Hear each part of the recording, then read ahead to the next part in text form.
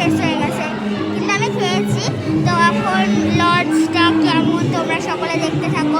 আমার কিন্তু ভালোই লাগছে, মাসির বিয়ের পরে এই বিয়েটা, মানে দুজনের একসঙ্গে তাহলে বিবাহবার্ষিকী হবে, ওটা আমি ভাবছি একই দিনে।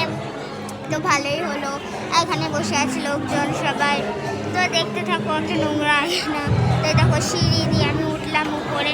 তো দেখতে থাকো কত সুন্দর গাইস। এই দেখো খাবার জায়গায় এসে তোমাদের সঙ্গে বিদায় নিলাম। তো গাইস আজকে আমাদের